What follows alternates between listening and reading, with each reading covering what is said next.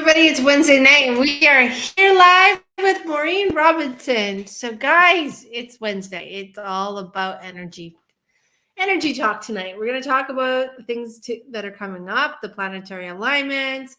We're going to pull some cards. We're just kind of going to get into things. So, if you guys have some questions, please make sure you download them, write them in the comments, and we will do our best to answer them. So, I just want to say hello to Alex, Lilyflower, Purple Princess, Diane, Fee, thank you guys for being here. You guys are amazing and welcome. Hey Mo, how's it going? It's going good. How about you? Happy New Year, Jen. I know we haven't seen each other. I kind of thought about that this afternoon. Yeah. I'm like, first time we've seen each other in 2023 is online. So welcome. I'm good. I'm good. I have a new puppy. Oh, I saw your picture. Oh my God. Stop it. Just stop. Too cute. I know. You wait till you meet him. Thank you. He's one of those fated moments when he walked up, he sat in front of me. He's like, "Remember me?" And I was like, and that was it. I was done. Like he was coming home. Love it for sight. And that's pretty awesome, right? It's pretty much how I found all my horses, except for one when I said no. What a great way to start the new year when we're talking about New Year stuff, and a great way to begin that with a wonderful new little puppy, and that's awesome. It's a good year. This is an exciting year coming up. It's a big year world-wide in the sense that because we have so many big planets doing a move, like where they're ingressing, which means that when they ingress, they're changing from one sign to another. And when you have a lot of them happening at once, especially in the slower moving planets, the one that takes 10 years, 20 years to go through a sign. So you mean Pluto? Like Pluto. Pluto's a big boy, because Pluto's a transformation. If you always try to wonder, well, how do I know what do I think of in Pluto? You want to remember what to think about Pluto. Pluto was discovered the year the bomb was dropped in Hiroshima. So that gives you that's big change. Okay, that's some serious change going on right there, where it just makes it's big, cleared out, start fresh. So Pluto is switching signs. So we kind of buckle up a little bit, just because for some people are like, woohoo, let's get going. And other people are like Taurus and stuff, like, whoa, what are we doing? Don't move too quick on me, So well, this is a big drop. Like it's one way or the other with Pluto going into it always Aquarius. is. It always is. If you know any Scorpios in your life, Scorpios, their planet is Pluto. So they're kind of all or nothing. It's black or white. They don't deal with gray. They're like, look, we're this or we're that, people. Come on.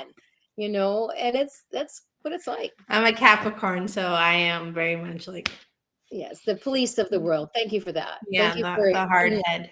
The hard head. You don't have to police all the people in the world, okay? It's okay. And then, of course, I'm the dreamer Pisces. Oh, the life's beautiful. Everything's beautiful and sunshine and lollipops. And go deep. That's me. I want to be there, though. I want to be in the lollipops and sunshines. I want to be in that space, because sometimes policing isn't as fun as you guys think it is. I swear. No, it's one of those battles. It's a bit of it's such a responsibility, and sometimes you just need to get off that, but you don't actually have to do it. That's what Capricorns don't realize. You don't really have to police us all. We're all pretty cool. And it's because it's that father sign. It's that I want to raise my kids to be right. I want them all to be the best they can be. And so it has that, they take on such an air of responsibility for all of us. You can always spot a Capricorn. They're fairly simple. I had this one gal, well, you'll know her in my group, and I didn't realize her sign was at the time. And I was thinking about it after, when I asked, I said, I had such a stupid day today. I just did this and that and this wrong. I don't know. I know better. I know what the heck I was even thinking. Or I just shouldn't say I knew better. The words were, what a dumb day. I did some dumb things and this all happened. And then typical Capricorn to say, well, I guess you won't do that next time, will you? I thought, oh, right, you're a Capricorn. Of course you're going to say that. I have actually learned that I don't need to police everybody. I've actually found peace with the way, everybody's choices are going to be their choices. Their soul journey is their soul journey. Yeah. And I'm going to learn what I can, and I will help where I can. But compassion will be your focus for this year of letting go. If you're dropping ties with things, I think compassion for Capricorns is a really good thing. I think Capricorns always have to sit back and Yeah. reevaluate the compassionate side of Yeah. things in that Not sense. Not every, that we're not compassionate people, but yeah. I can be very hard-headed. I'm going to Mhm. say stubborn. No, You know, no. like one of those things. Yes, you know, when they sit there and they talk about all the like little things about the signs, I definitely am like, yep, Do you I remember wear what, that one. right? Do you remember what your rising sign is and your moon? Because those are three things you kind of always want to follow. Follow your sun, rising sign, and moon. If you know them, if you know what time you're born, you can get your rising sign. And then the moon is usually pretty easy to figure out if you don't have the time, but if you have time, it's perfect. Do you So know can what we they are? talk about? No, you know what? I need to reread that Let's do that on one of the chart. That talks. yeah, Let's go over because I remember when you did it for me. it. Mhm. I was blind at the time, so I've actually never read it. And I remember you reading it to me, but I didn't download everything. Like everything didn't stick. But can Let's we do a show talk on that. about? Hmm? Sorry, let's do a show on that. Let's do a show on Yeah. people's sun, moon, and rising sign. Just sort of give them a little bit of a heads up. Can And we I'm going talk about a little bit what a rising sign is and all rising like sign. what? Okay, so when you're born, your astrological chart is actually a scientific chart to start with. When we say it means something, that's called astrology. And so the minute you're born, it's like a snapshot of Mhm. what was going on in the sky when you're standing here in the earth.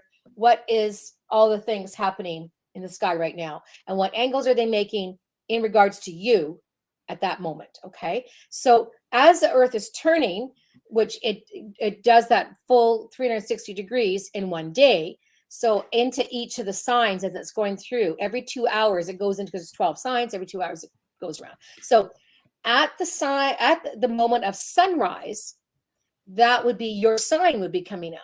Okay, so for your Capricorn, when the sun rises for you at that time on the horizon, that it would be considered your rising sign. My husband and my daughter both are Libra sun with a Libra rise. So Nice. that actually kind of makes them a sunny disposition, it's called, because they're double their sign. And because it was on the rise as the sun was rising, these people tend to have that Leo kind of sunny disposition. So when you are so you got all these other signs, and it's also how people look at you and see you from the outside. I rarely ever guessed my sign. Rare. Pisces are known to be quite shy. In fact, I am what you would call, what is it, an introverted extrovert, one of those comments, because I'm not great at meeting new people, but I don't mind performing for you because I have Leo on the rise. Pisces are shy, they don't want to meet new people, but the Leo, they'll entertain the groom. And They're like, right. I'm quite happy to entertain the entire room. And the moon, your emotions, is in Gemini. That's, the twins, where's she at today? Woo, what's going on? And as you get older, you learn how to harness that into the right healthy space. But we could do a whole podcast on this, because when I was in my 20s and I first started studying astrology, I went to a meeting and where other astrologers were there, and you do the 3 seconds. People say, well, how are you? And well, what's your rise and your moon and your sun? And as soon as I said, well, I'm a Pisces with a Leo rise and a Gemini, I'm like, oh, you're an actress, are you? That's the first thing they said, which of course Geminis can role play. Leo likes to be on stage. Pisces is the creator. So well, Leo can go both ways though. Leo can go into the shy side of it too. So depending on where you fall on that, because Leo's kind of split. Well, what happens with Leo, there's a lot of ego evolved around Leo. So sometimes they don't want to put themselves out because they don't want to embarrass themselves. I know if something embarrasses me, that's whoa, that's an Achilles heel for me. I just don't ever embarrass me. I'm like, I don't want to be embarrassed. If my kids did something, they should, don't embarrass me, or if I did something wrong and somebody says something to me in a way, it will affect me in a way that I can feel defensive because I don't want to be embarrassed. I've moved past that kind of behavior and that kind of thing, but yeah, those are important things. So yeah, it's a lot of stuff. So that's what I'm trying to remember. We'll have to go in and get your rise. And what we can do before we do that one, let's put it out to people to see if they can make sure they have that information in front of them, to know what their rising sign and their moon is, as well as their sun. And we can do that before the class. Okay.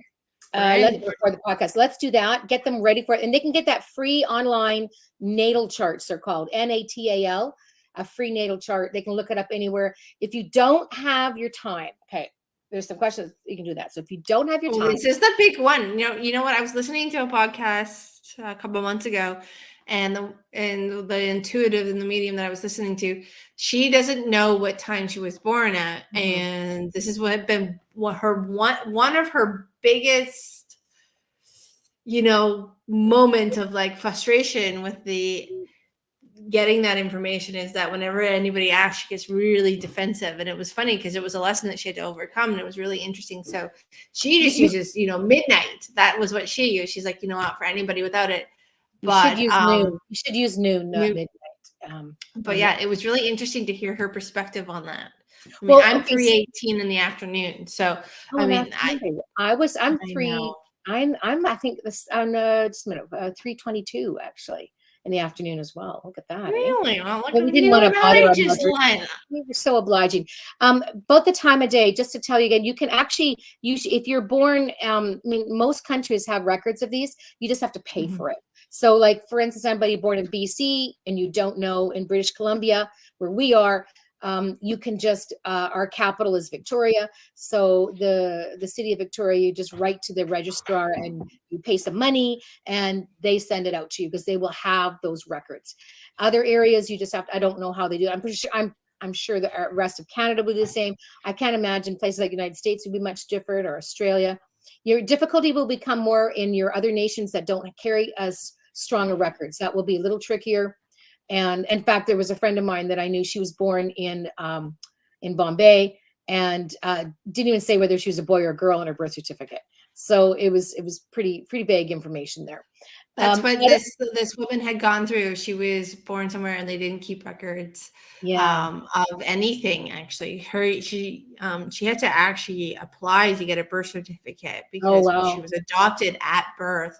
But she didn't get a birth certificate, so it was a bit of a sore spot because she lives in this world and she's constantly checking in. But she always it was a big lesson for her to overcome, to let that hurt and that attachment to abandonment for her. That's what I'm thinking. Through. There was a trigger there for her. Devin, 3:03 p.m. Hey, good job. Like, welcome to the 3 o'clock. Yes. Number 3. We should the number 3 is a big, it's interesting. There's also astrologers who are really gifted in this. They can actually fine tune somebody's birth time by doing like transits and all kinds of things and figuring out a timeline. And it takes a bit of back and forth to get it right. But you can usually guess it. Now, the moon isn't too hard to guess. Early riser. So here's a secret to the moon. So if you don't have the time, it's not hard to do. So the moon takes about 2.5 days to go through a sign. Okay. So every 2.5 days, it's on to the next sign, onto the next sign, onto the next sign. So when you look up, you have your day and your year and the place you're born. So there you are in the world and on that little spot and at that time, in that time zone and whatever else, when you type it in on these websites, you're going to see the moon. Now, if the moon, it's 30 degrees to the next one, because 30 degrees, times 12, 360. Okay. So 30 degrees in each sign. So let's say if it's at 15 degrees, the moon, you're in the middle of it. Okay. So there's no way it's not going to change in that day. So the moon, what the moon is. Okay. Not hard to do. The rising will be more difficult to do. And if you don't know, I always say just stick with noon, because that's halfway through the day. So you're at 50%, where are you? When I give people's charts and I run them on a spreadsheet, and what I'll do is when I put the time spot on them is I will say beside a next column, will say, is this 100% true? Or is this time, 50%, or is this something Mama said and Mama was guessing and she doesn't remember? Or, I ask what the percentage of think it is true, because that will affect in what I read. Because she's not confident in the time, I am not going to read the rising sign. I'm not going to read all the houses because they're plotted within a house on a chart. So I won't read those because, they'll move throughout the whole day. So I'll just read the basics of where the planets that I know for sure won't change will be the same. It'll be harder to get, some of the quick moving planets are trickier to do because they just move so fast through. So it can make a lot of difference. So when you talk about houses, what is a house? So those who are here that may not have all that knowledge, just a quick rundown. Houses, what are they? Okay, so when we talk about the snapshot of where your planets are in their signs in the sky at the moment you're born. Now, what an astrologer will do is take that. Back in old days, you had to like plot it yourself. Now the computers do it all. And what you would do, and what I would do is I would take a wheel and you'd have something called an ephemeris book.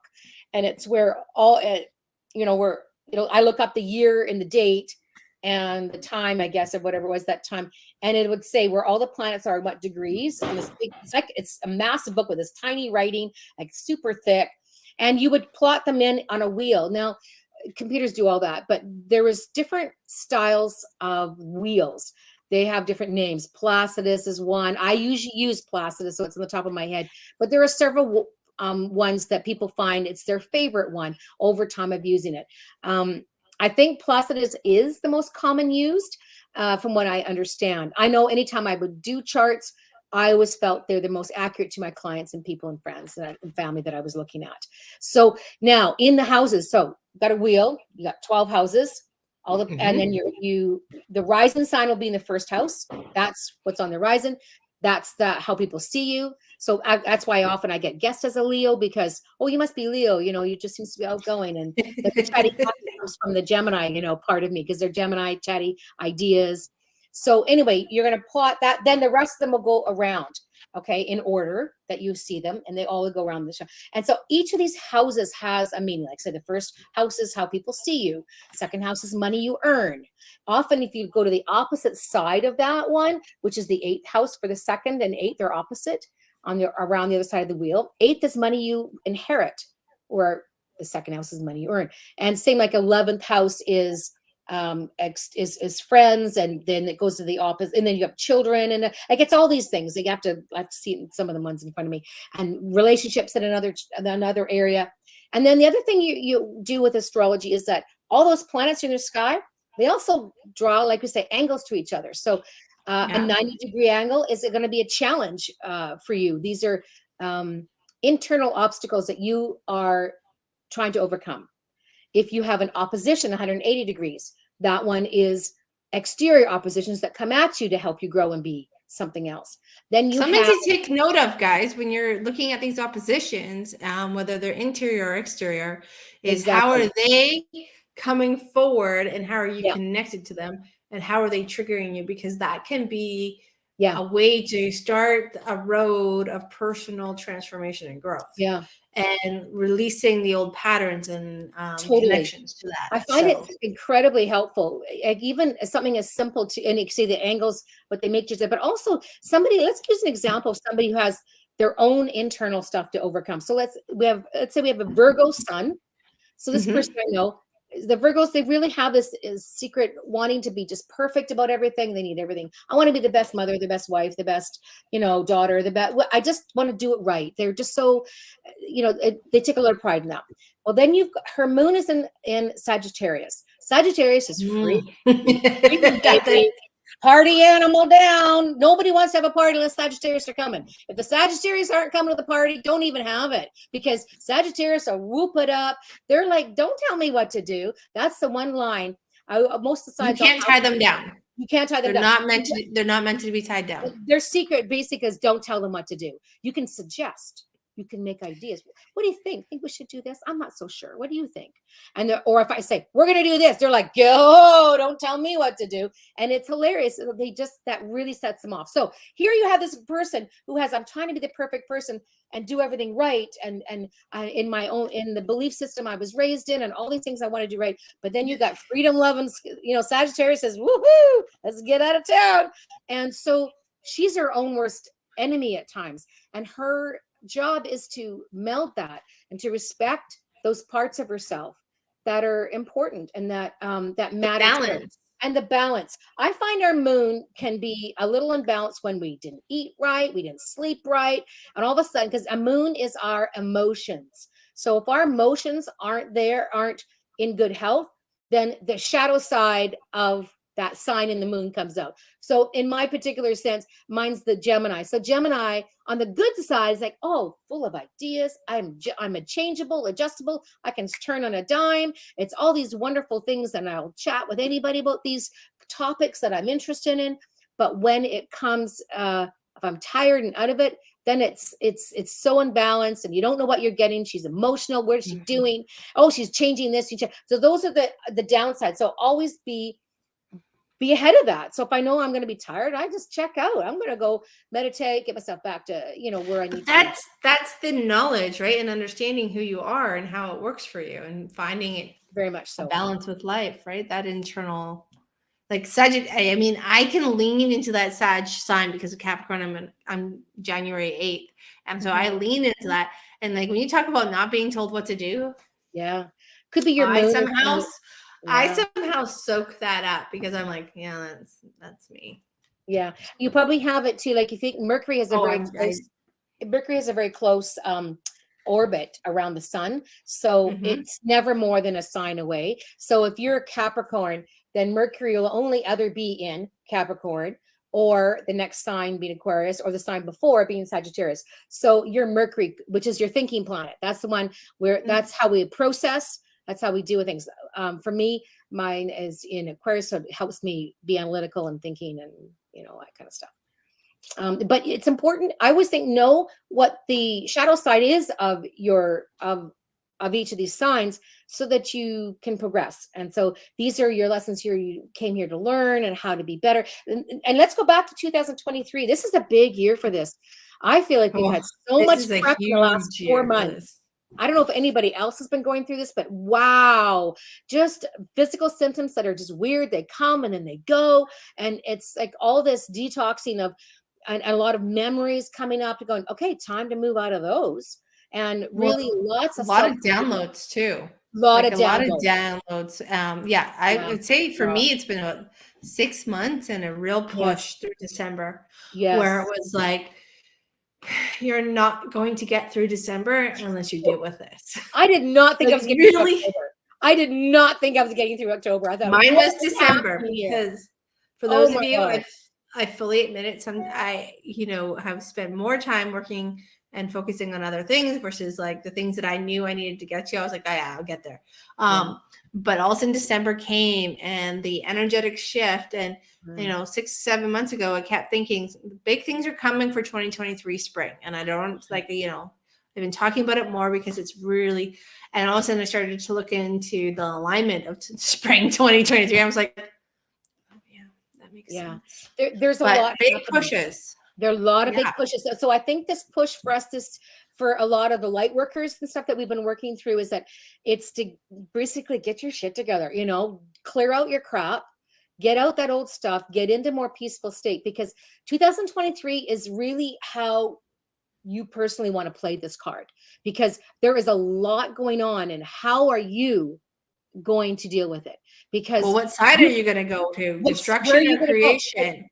Because are you going to upgrade your timeline and get into that happy zone, and that, because the air is better up there, folks, like whatever you can do to get up in that space. And then when all this stuff is going down in the 3D area, that you're going to be, you're going to observe and watch what's happening, but it's not going to get all over you. You're going to go, oh, let's keep compassion flowing. Let's keep the power of positive thinking and prayer for these people, because once they also, because it's like you're reaching down to help them up. So once we get into that zone, we want to say, it's okay, I've got you, just reach for my hand, we're here. But they have to want to until they're ready. That's okay. And if they don't want it, but we're here ready to help anybody who wants to breathe fresher air, because it's pretty cool up there. And with Pluto coming into Aquarius, that age of intelligence, there's an intelligence, and it's a frequency, and it's not fully downloaded in, but we're getting into this download. And this download will be from March 23rd, somewhere in there, to like June, the mid to end of June. And then we'll get back into this for 20 years. But there's this ripple effect happening. And as it's been, because we're getting so close, these downloads and these upgrades that have been mind-blowing, but one suggestion I can make to this, Devin, is giving your body permission to let those downloads integrate at a slower pace that allows your body to adjust with that integration of that cellular change. And that can help a little bit, because I've had some major downloads come, and it's been I actually had to step out of it and be like, okay, I need to talk to my body first before we do this. I'm ready for this. But Yeah, I had to coach my body into the integration of it. So absolutely. sometimes that can really help change how your body absorbs that energy, because instead of it being shock value, it's more like, oh, I was ready for this. I can accept this. I can shift with this. I can heal with this. I can change my cellular DNA, my genetics with this. I can line up with this energy frequency. So it might help a little bit if you're going through that, because we're not done yet. Like, this No, we're is just not. beginning. It's just beginning. We have, and this is actually a lot of the stuff we got for the next 3-4 years of really moving forward and getting into this amazing place. But you can also ask your guides to help you. Can you just go at a pace that is easier for my body? Sometimes you have to just, I know there's that pressure. They want us to really upgrade as quickly as we can, because the more of us that are upgraded, when the more collective of us that are getting into that great space, the easier it is for everyone else to come along. So there is a pressure to go quicker, but you know what? You don't need to go at a pace that is really detrimental to your body. So just ask for a breather. That's also, then they'll give it to you. Say, can you give me like 24 hours or something? Or just, or go at a pace that's not going to give me a stroke or something. Like, this is really heavy. Purple Princess, how do I do that? Hang on. Purple Princess, how do I give you, like, how do I make you... Okay, you gotta, after this, Purple Princess, you gotta show me how to do that. And that way you can. I'm totally down with you having, like, permission to do what you gotta do. Because, yeah, I was like, wait a minute, that's spam. Hi, Stone. But yeah, we are going into this space. The space is gonna be wild. It is gonna be wild. It's gonna be a ride. It's gonna be really cool. Guys, even when things get hectic and chaotic, as you self-decode, you're decoding so that you can move forward. Yeah. You're shedding the old version, the version that doesn't line up with this planetary, I'm really tongue-tied to shift, and what's coming for the next, 2044? The next, Pluto is in Aquarius, like, we're in it for 20 years. And then it moves into Pisces after that. Like, whoa, that's going to be an age of enlightenment that's going to blow your minds. But this is prepping us. Yeah, this is the prep. This year is 7 too, guys, and the numerology 7 is all about knowledge. It's about learning, it's about downloading, it's about wisdom, but it's also about that, and we say spiritual growth, but really that spiritual growth is consciousness growth. And thinking about this 7 year, this next 12 months is a really great time to start getting into that flow and the habit of, reaching out and expanding the mind, expanding your consciousness, and welcoming in those tools and techniques that maybe you had thought about for the last couple of years, or something that kind of caught your eye, because it's a really great year for those downloads to be integrated into everything that you're doing. And owning your space where you are. Like, before, when a lot of this kind of work, we had to stay in the closet on it all the time for so much till you actually found somebody. Now it's like, this is who I am, people. I'm ready to roll. I'm out of that closet and I'm loving it. And I've been slowly half out of the closet. My age group, I don't have people in my age group. Very rare for someone who would be doing energy work and light work and Reiki work and astrology. There's just not a lot of us. Maybe more in astrology. Maybe even then, I still don't know anybody personally. I just, that actually are doing all these things. I was always on my own for so much. So I was always had to keep in the closet on it. But now I've been sort of half out for a few years. And now this year I'm showing it all, people. What did Shannon say to me on one of the last sessions over there? Let your freak flag fly, Mo. So, well, it's time. It's time. Like, there are more people in your age group, though, that are starting to come out of their closet. This energetic, this soul connection. And they're asking me questions, and it's funny. It's like you can see the fear that was so deeply programmed and resonated in their cellular makeup and their mindset, that it's been a hard process. And dipping the toe, I mean, you guys are gonna find your flow. And if that's dipping your toe or leaping off the cliff and thinking, well, I hope I find my wings before I hit the ground. It's all going to work itself out. And that divine timing is such, that consciousness timing, I should say, that universal timing is so connected to everything that we're about to go through. So one of the things I was doing in the last little bit when you talked about this topic is I went through and just sort of caught up with some of my favorites online that I like to keep in touch with. So like I mentioned was Colette Baron Reed. I kept an eye on her. And then also there was, let me just want to get this one guy. He does a lot of galactic information. I wrote. I'm excited. I've heard of him. I haven't heard his podcast. This guy is, where is it? I have puppy brain Alexander Quinn. I mean, there's more than him out there doing it. The Starseeds people are just absolutely coming out of the woodwork now. They're out of the, they're not in the closet anymore. We know where they're around. We're seeing them on and off, more and more, and they are so much better connected to the galactic world and what's going on there. And there's a lot to be learned from them. So this one guy was on with this British older woman called Pam Gregory. I love her stuff too. She's beautiful. She's just saying, you know what? Get into your breath, drop into your heart. And I've been doing that anyway. To hear her say that in such a lovely way. She's like, when we're talking about getting ready. So when we have a Mars out of bounds coming up. So let's just go a couple of these things. So Mars is retrograde and it's asking us to go over all the recent decisions made. It's things like you want to, how do I say this? I'm just trying, would we still make, you're kind of going over all the things you've done. Would you actually still make those decisions if, with what we know now, all the things that have happened before, now we're going, would we make those same decisions now with all the information we know, all the information that's coming out? So one of the things they're asking us to do too, is that before March, especially this March it ends, right? March is where the retrograde shifts. March is a big deal, yeah, because Pluto is going to go into Aquarius in March just till June. It's going to go in and out, then it's going to go retrograde again, and it's going to come out of it again and go back into Capricorn for a short bit, and then it won't be fully into Aquarius until December 2024. So, but what a lot of the guys are saying out there, they're really saying you need to keep doing your shadow work right now, because just so you're ready for March. When March hits, you won't be so stuck down in the muck in 3D, because you really want to get out of that three-dimensional world of stuff and just get into a different timeline, because you don't have to be in that timeline of stuff that's coming up. And we don't need to be afraid of it either, because even when it hits us, it's just a reminder, oh, right, let's get out of that. It's not a big deal. Everybody take a breath. This is not about, you can create what you want going forward on this. So but that's the point right there. You're in a place of empowerment to create what it is, what you want. Absolutely. And that doesn't mean that your internal landscape has to be completely compliant to what you want to create, because there's still work to be done, but it is setting that in motion. It's about the motion and the process.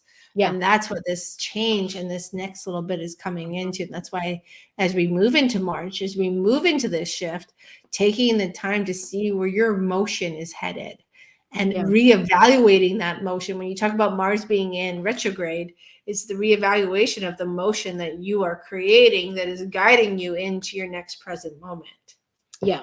Yeah. And does that still line with the version of you?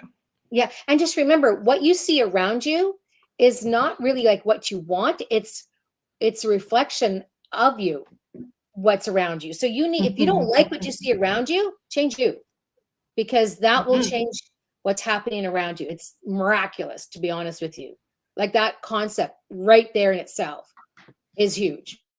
You don't just change. We have, when you think about it, we don't have the power to change other people, but we have the power and the essence to shift ourselves.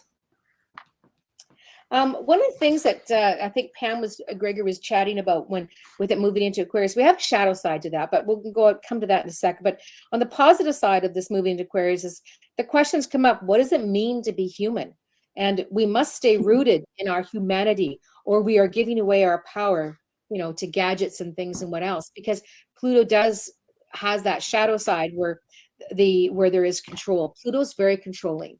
And on the AI side of things, this is like exactly the AI things, the social credit system that is coming our way. All these things, you're giving your power away, and you have to make a decision. Do you want to hold your power as a human, or do you want to give it away? Because there's a lot to be done there. Well, I want to touch on the AI for a minute. Like, a lot of people, in the last little bit on TikTok, there's been this AI, there was the apps, right? You could download the apps and they did these AI heritage thing. But what you didn't Right. realize in the fine print that nobody read, that fine print's very interesting, guys. You should read it before you download those apps, because you do give away some of your physical rights to your face and the facial markers in those downloads that they can use for future things. And it's Same thing interesting with how they're your, doing this through AI, Mhm. but they're making things like, Yeah. it's cool. I wanted to do it, but my inner self was like, no, wait this Something one doesn't out. seem right. Yeah, you're right. It And doesn't seem then right. Something that's not sitting right. I can't quite explain it. I want to get all crazy conspiracy theory, but I'm thinking, just ask the question, does this seem right that people can, because they can access all that stuff. Same with your fingerprints on your phone. That seems a little dicey that your fingerprints could be out there, like, I don't know if that's a thing. I think we should kind of, you want to stay rooted in your humanity. And it may sound like fun, or even the things like people have with their medications all being done remotely with apps and things that are implanted in your body, which is, my friend just went through one. This is not crazy out there if we aren't aware of it. But I think we should ask the questions. I think we should be curious, and not just lay down with all these things. I think we need to be curious and say, is this right? Is it right for me? And does it seem, is it necessary on how's all it the sitting with you is another question to ask as you go through Yeah. this retrograde, is how are things sitting with you? Exactly. So one of the things that she was also reminding people too is that let's get more heart-centered. And I full-heartedly agree with this. This is where we really need to, like you say, draw your breath down into your heart. Let your heart be the eyes. Let your heart be the eyes of what's going on here. And we will bridge everything with that. And as a collective of people continually doing that by just using your heart as eyes, we will bring this whole world into a place that it will just be amazing. Crazy. Right? Crazy good. One of the things they're talking about too is Saturn, also moving into Aquarius. That when it did, it was early 2020. And that's the restrictions on freedom, because Saturn is, if you think, Saturn, like you say, is Capricorn's planet. So it's a very strong ruler about let's do it right and let's be in control of what's happening. And then Aquarius they're also kind of free thinkers and stuff too, right? And but in a more detached way, not like Sagittarius is different. So that was restrictions on freedom, which has been tricky. So now, once Saturn moves into Pisces, there's going to be an opening of freedoms, where people are going to be able to do more that they want to do as well. I think they're going to change their lives to embody that. Yeah. I mean, how many of you guys are thinking about the shifts that you could make that'll help your life become the life that you're, where you're, I don't want to use the word in control, but you're living. How many, it's time to start living. It is time to start living. And we've got, like, as of January here, most of all those planets that were retrograde, because we had 8 retrograde planets last year. Now, retrograde just means that the planet is in pause. It's just kind of spinning its wheels. That doesn't necessarily, it's a great time to reflect, great time. That's what, like, last year was a real personal growth for a lot of us, where we had to just take that time, get rid of shadow stuff, clear up some things, apologize for things, get stuff sorted out, get your ducks in a row, get into a peaceful state so that you're freed up to be more loving and more of a human. And now with them all having most of them all gone direct, other than a couple here, like got Mars and a couple odds and sods going on, it's awesome with all this stuff. April, May, June, Jupiter is conjunct the North Node. That's great, because the North Node is your future, where you're going. That's what are your prospects? What's happening with you? Where's your North Star? Where you're happening? And that's where's your creativity taking you? Right? It's a creative time, guys. So Very much all these so. shadow work that you're doing it's about creating space so that you can step into that creative time and that's where the self-decoding and the life decoding is coming in for the 2023 in the year of the 7. 7 is actually a huge number in numerology. It's almost as significant as 11, and 11 is considered the master number, but 7 is all about that wisdom, spiritual growth, self-growth, and consciousness. So it is, and the planets are definitely lining up. 22 is a master number too, is it not? I believe 22 is a master number, but 7 and 11 are yeah. significantly known as two of these powerhouse when it comes to taking what you know and transmuting it into, you know, commonly they describe as spiritual growth, spiritual awareness, spiritual awakening. And I know that term's been overused so much. So I'm like, ugh. That's where we are, but that is where consciousness, like the universal conscious awakening is kind of like the next step, right? We've all been working at awakening our connection to our cosmic self. So that cosmic consciousness is, you know, really a great year for that. The 7 is another really great year. You can clean up your shadow work, peeps. So keep working on that up until March, because like I say, April, May, and June, it's Jupiter that's conjunct into the North nodes, your future. Jupiter is expansion. It's kind of your abundance. It's like, so in the old books, it was like good luck, you know? So here you have that where abundance, your future, vision, expansion, optimism, higher consciousness. Like this is a great time in April, May, and June. So get it happening. Diane, that makes so much sense, by the way. 11. The 7-11, by the way, I'm going to tell you something. Side note, I'm from a big family. I'm number 2 of 6 kids. The youngest 2 that were born less than a year apart, 2 boys, but different years. But they're less than a year apart. One was born on the 7th, and one was born on the 11th. So they're the same age for 4 days or 7 days. 7. What is that? Yeah, 4. No, 6. What? I can't even do my math. Anyway, you know what I'm talking about. I hate math. I'm a Pisces. I don't do math. Is there a Virgo in the room? Where's an Aquarius when I need one? It's funny how when I say like I am, you know, I have a lot of 8s in my birthday, and my, you know, my entire in one. So it's an interesting. You have a big birthday coming up, by the way. Happy birthday. Yeah, well, we're not going to talk about that birthday. We're just going to let that one slide. Just let it go. Just let it go. Should be a good one. But 8s and 1s. That's all I got in my birthday. Yeah. My birthday is 22, so I got a master number. Woohoo! Okay, so let's take a look what else we got going down. So, there's a lot of notes here. Stay centered and calm. Everybody, do I need to say that twice for anybody? You're all good there on that one? Stay centered and calm. As with a stressed nervous system, your crown chakra will close down, and your third eye is going to shut down. You'll have root issues in your root chakra if you don't stay centered and calm. So please, the more you stay centered, the more you drop down into your heart with your breath centered and breath, and really focusing on these things, then the easier it is. The more you do. Well, discovering your daily practice too. That's right. They call it practice for a reason, because you just 5 minutes all the time. Process. It's your process. 5 minutes a day. That's all you guys need. Trust me, you can do do wonders in a 5 minutes a day. And you'll get addicted to it, and it'll become more. But if all you can start with is 5 minutes a day, that 5 minutes a day practice, even if you get distracted halfway through, the intent that you put into that practice will begin to be your guide, and it will begin to open doors for you to no longer be distracted. And seriously, guys, even a 1 minute, or if you go to the bathroom, don't you take it in there? Do you know what I mean? Get a 1 minute. If it's all you got, how many times do you go to the bathroom in a day? So you can get them in there too. And because sometimes that's all you got. If you got kids, or you're at a job, your business, or stuff, whatever, you can get those in. The more you do them, the better you get at them. The quicker you can drop into it, because you will need that. Because when stuff's all of a sudden coming at you, you want to get into that moment. Oh, grounding mats. Is that one of the earth mats we're talking about? The ones that get our connected to the earth? Oh, stop. I'm so jealous. That's on my hit list. I'm saying, honey, get me one. I want the shoes too. I want the runners. I want it all.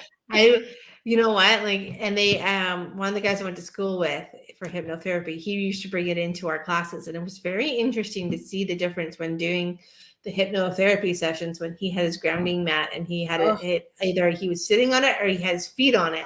Yeah. He had very widely different sessions, but without it was even more chaotic, in the sense that his ability to move between timelines and past lives actually became less seamless.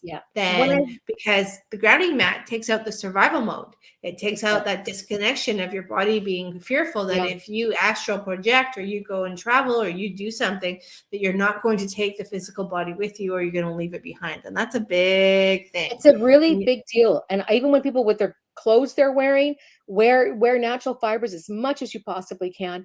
I'm in an old, about a 50, 60-year-old farmhouse that I live in, and it's got Yes, it's beautiful. a dirt crawl space and then wood floor on above that on that. So there is nothing but natural, right down to earth for me in here, and people can feel it. My husband goes, I think this house smells kind of like a, dirt or something. Like, I can this totally we see should pour Robbie cement saying in there. that. And I'm like, yeah, no, don't. Shh, don't pour cement in there, because I have clients come in for Reiki treatments and they immediately feel the difference of the earth grounding and all of that. So that's important. Okay, we're getting off topic here. So, okay, what else we got? Restructuring ourselves can be uncomfortable. No, we can we're step allowed out to of get off the topic. This is how the show goes. I know, This brutal. is the I'm best part of the nonstop. show. One of the things that Pam likes to remind her clients, because she's a full-on astrologer, is that the stars aren't doing anything to you. She wants you to remember that they are strategic opportunities for you to grow. So the questions are, what are you going to do with that quality of energy at this time? How are you going to play the music better? Step into your power. So how are you going to do that? So when the earth moves and gives us these opportunities of all this different energy that's flying around here, what are you going to do to rise above it? Or I love her choice of words. What are you going to do to play the Rise music with better? it. I love that. Yeah. What are you? So Well, great. you got to think about your shadows aren't doing anything to you. They are No. the adversity that is creating a doorway of opportunity. And when you look at your shadow as what was once light that can be transmuted back into your light, your shadows are no longer these big obstacles that are haunting and daunting. It's the same thing. And that, I know a lot of people don't like that theory, but if you looking deep into that shadow, in the center of that shadow, there's a spark of light, because that shadow once upon a time was light. And some experience in any other timeline or present timeline shifted that light into, it dimmed it. It dimmed it, and it got stuck on the off position. But you got to turn the switch back on. But you got to figure out your formula. And so when you think about the stars, they're not. They're just giving. They're just another opportunity to reach your potential. Totally. Yeah. And some of the things she suggested, which we all know these, so I'm going to say them anyway, but keep this whole process simple. Turn off the news, for one, because is that doing you any good? Like, and it, turn off the news, drop into your breath, just be with yourself. Discover what it's like to sit in stillness. The more you can find that point, the more control you have on your reality. This is simple, but is achieved by practice. Okay, really simple stuff. And if you struggle with distractions while you're doing this, if you have a noise canceling headset and an eye shade, that is a really great way to practice learning stillness. We have to learn stillness. Now, we've been living in a world that has kept us out of being still since the moment we took our first breath. We've been on the go. So it's about remembering stillness. You have the capacity, but sometimes those extra little tools can help you get back to a place where stillness is no longer uncomfortable, but it's actually welcomed. And in stillness, you may observe and witness the hints that are your next step into the next version of yourself. Very much so. One thing to quickly note, we've got a full moon in Cancer on the 6th. So and I have to, and this may sound like I'm bragging here, but I'm on a flight to Mexico on the 6th in the morning. So I'll arrive in the afternoon, and the moon will be full at about 6:40 or something. I'm not sure. Mexico time, maybe an hour, maybe 7 something. I can't remember. Do you want me to? Yeah, well, it'll just be for Mexico. So anyway, so it happens to land on Epiphany this year. Epiphany is when, after Jesus was born, the 3 wise men had come to visit. So it's a beautiful day to have a lovely full moon. And so, and what's happened, this moon is in Cancer, and it's the moon's connecting really beautiful with Neptune. So that's a good way because they're both very intuitive. Neptune's an intuitive planet, Pisces planet, and the moon has always been an intuitive. She's just always that. And it's Cancer is where it's naturally the moon's a planet, even though I know the moon isn't a planet, but that is it's one in astrology. It's a vortex. And just a reminder about the Mars retrograde, and where this was from Michael Lennox and Colette, and they were just chatting about this, and we said we have inner work to do with Mars. This is an interesting point, what they just said with this Mars retrograde, because it's also making trines Venus, which is a good thing. A trine is a happy attachment, and where that's your loving things that are heart connection. So here, when you have Mars retrograde, Mars is the planet that gets shit done. Get out there, let's get the work done. People, get off your butt, let's go. Mars has got that going. So when it's in retrograde, it's just like I'm standing there spinning. It's like, so work is being done on you, but you're doing it standing still. And it's almost like surgery's happening, and you got to sit still, and you got to let the work be done. And I love retrograde. Right? It's a great moment for that, but Mars isn't used to it. Mars likes to get stuff done. So it's a moment of just everybody get back to the center. And so when it trines Venus, it's asking you to connect with your heart connection. Okay. So you want to stay heart-centered, go deep into what you need to do to clean up, which is what all these other guys were chatting about as well. To see this one being mentioned in the same way. I love how they all end up the same. And same thing's happening too. We're talking about North Node, your future purposes. It's sitting with Uranus at the moment, and which is Uranus is known as the sudden awakener. So electricity was discovered the same year that Uranus was discovered. So that gives you an idea of how Uranus works. It's a bit more of a shock factor sometimes, and it doesn't have to be bad. It just, for some people it can, because they don't like to be shocked. Other people are like, woohoo, that was kind of fun. What's happening now? So some people like that, some people don't. But this is a great opportunity for you to really move forward with your plans that you wanted. Like, what a great way for it. So this full moon's sextiles both the North Node and Uranus. So wow, honestly, guys, it's a great opportunity to jump on board with this energy and make some really good moves. If you could just, because it's a sextile, it means that if you can lean back and let it pass you by. But why would you wanna? Like, this is great. Well, and that's the one thing that they're talking about, is everybody's in this place, and don't be shocked when discoveries are made. Like, we already see some things being unearthed that, new discoveries being unearthed, and the ones to come. There's a lot of interesting predictions. I haven't dived into all of them, but I'm going to, because there's some very interesting discoveries potentially coming up over this next year that could really shift how we life as we in a way that we know it, or things that have always been here that have not been yet released or publicly put out there. But there's a lot of things happening. I think there was a tomb discovered recently, and that's very interesting, because that tomb is that first layer of opening up to some potential discoveries that are about to be to shift the consciousness, to shift the way we see the world, or the things that we think we know, or we've been told we know, that maybe we didn't really know, but it was useful on the other side, but no longer, those shadows and those the deprogramming of the other side is going to happen, and it's happening. So it'll be very interesting, and to ride the wave. It's the message I just heard, is just to be at ease with those discoveries and let them be before you dive into them, and let the shock value take you out of that place of connection, because this year is going to be connections, guys. Connections, building, remembering, recovering, and restoring your own internal connections, and seeing where that takes you. Come June, think about it. You do all this work, and you get that connection and flow in abundance, and it's in its healthy form and positive form. Imagine just for a second how your life could transform, because you now have all the tools to transform it. Yes. I've got a nice little blurb to read for a little mantra that I apologize, I did not write down who I got this from. I'm usually very good to give kudos to the people who wrote. I did not create this, but I will read it to you. It's for 2023, you want to claim your love, luck, and abundance. So, dear universe and guides of the highest compassion, I am so excited to begin this new year in a space of joy, love, and abundance.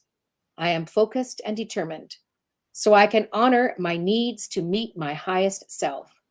This is my time to create clarity and shine my light brighter with the most high energy vibe. I have limitless potential, and I claim my ultimate success. And so it is, and so it shall be. There you are. I love that one. That's Isn't a that great nice? one. I thought that That's was a quite great, nice. that's a beautiful statement. And if anybody knows where I did hijack that from, please let's make sure we give them their kudos. So whoever it was, thank you. Thank you for sharing that. Thank you. Yes, I think they would have probably appreciated the sharing that. Yeah, lots of good stuff here, guys. So anything that we didn't do, that we wanted to do, that we were gonna do. Well, I think we're going to pull some cards, but you know what? We're coming up to our hour. So we do you have, want to I pull know. one card One card. that maybe what represents the journey for the first quarter of You want to pull the card, or 2022? shall I pull the card? What deck you got? I've got the Cosmic Dancer, but you've got some that we haven't seen before. I know I've got Colette's Wisdom of the Oracle, and I have Rebecca Campbell's The Rose. Ooh, love that. Oh, and then see? I also have the good tarot from Colette. Do you want Wisdom of the Oracle? Yeah. Ooh. So giving birth. This is about the process of making space for the things that you are ready to transmute into. And it's about shedding the old version of yourself. When we give birth, we give the opportunity for us to recreate a portion of ourselves or ourselves in entirety. But before we give birth, there is this building of creation within us. Like, when we're in a place of carrying what it is that we want to create, we have to make space for it. Our body changes, our cells shift, our entire being is transmuted into growing this beautiful baby human.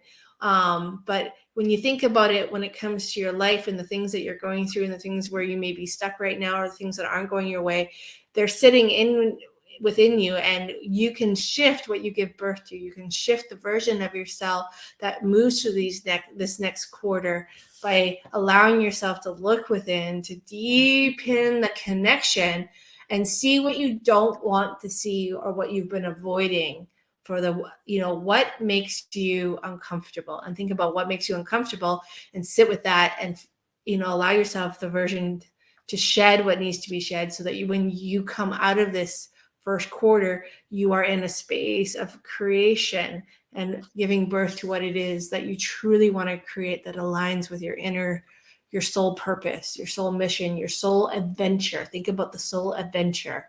What is the adventure that you want to create? You have the possibilities, but it's bringing it in, making space, and then bringing it in and allowing it to grow within you. So the card I picked was your love is coming to the edge. That's beautiful. So coming to the edge is come to the edge. The essential meaning is courage, taking a leap of faith, overcoming fear, and accepting the risk. So, and it's I think that stay grounded, stay heart-centered, everybody. The more we do it, the more we feel it from others, and the better we all feel. So sometimes what we're doing when we do that, it's not just for us, it's for everyone, the collective body of people. And the more we do it, we help others come along, because the air is good. So come with this new timeline, man. It's pretty sweet, really sweet. And change is a dance. It's not a fight. It's not a war. It is a dance. And to be fluid with it is a shift in mindset. Instead of fighting the old version of yourself, celebrate the old version of yourself. That old version of you taught you something. It showed you something. It got you to this opportunity where you can thank it and go, thank you, but I no longer need you in this space. I no longer need you in this vibration. I no longer need you in this frequency. So with that, I'm going to give you the opportunity to rise with me, or return to source, into my, return to the light, so that you can be reborn with this new version of myself. So remember that it's a dance. It's not a fight. If we can get out of that fight frequency, we can get out of lack and scarcity. If we can get out of lack and scarcity, we get out of control. We get out of not being enough, unworthiness, and so much more. So think about it. We are not fighting this. We are dancing with this.